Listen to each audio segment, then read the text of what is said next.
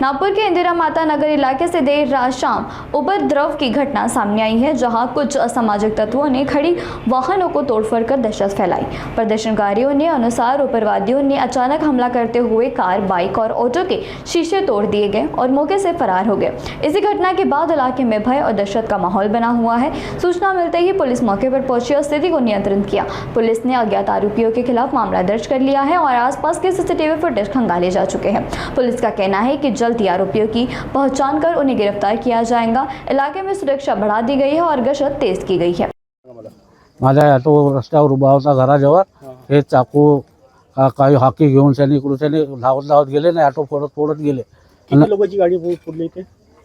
10 ते 20 लोकांची फोडले। हा कोणता नगर आहे? इंदिरा माता नगर। हे कुठे येते? हिंगणा तहसील नगर परिषद। पोलीस स्टेशन कोणते येते? MIDC। तुम्ही पोलीसला कॉल केला होता? हो, पोलीस किती घंट्यामध्ये आली? अर्धा एक घंट्यामध्ये आले। ठीक आहे, आता मांग काय? मग काय कारवाई पाहिजे। ठीक यामध्ये एक आम्ही गँग तडीपार म्हणून 2 आरोपी आहेत।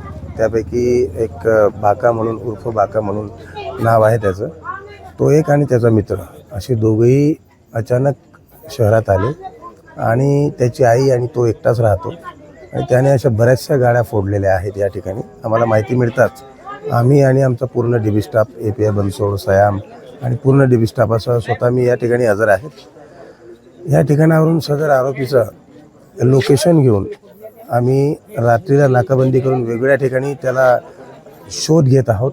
त्याला तात्काळ अटक करून आम्ही कायदेशीर कारवाई करू आणि यानंतर समाजामध्ये किंवा या एरियामध्ये त्याची कुठल्याही प्रकारची दहशत यापुढे आम्ही सहन करून घेणार नाही आणि त्याच्यावर एवढी जबरदस्त कारवाई करू की यापुढे आयुष्यात कधी तो पुन्हा अशी कारवाई करू शकणार नाही। सर, हे कॉलनी कोणती इथे तोडफोड झाली? शारदानगरचा हा एक मजूर वर्गाचा रहिवास एरिया आहे। यामध्ये सर्व काम करणारे मजूर वर्ग राहतात।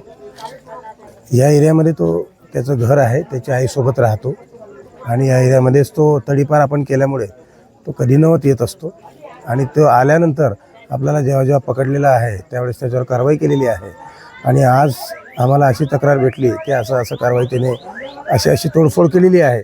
तात्काळ आम्ही पोलीस स्टेशनचा स्टाफसह आम्ही स्वतः हजर आहोत आणि त्याच्यावर एक व्यवस्थित अशी कारवाई करू की पुन्हा अशी दहशत ह्या नागपूर शहरामध्ये या एरियामध्ये पसरणार नाही, याची आम्ही MIDC पोलीस सर्व नागरिकांना एक शाश्वती देतो। इथे पूर्ण बंदोबस्त लावला पोलीस? पूर्ण बंदोबस्त आहे। आम्ही स्वतः हजर आहोत आणि आमचा स्टाफ इथे वेळोवेळी व्हिजिट करते। लोकांना काय एक आव्हान करजा, म्हणजे असं इल्लीगल लोकांना आम्हाला अहवाल करतो की अशा पद्धतीनं जर इल्लीगल कोणी ॲक्टिव्हिटी करत असेल, अशा पद्धतीची कारवाई करताच आम्हाला तात्काळ 112वर कॉल करावा किंवा माझा नंबर मी स्वतः दिलेला आहे।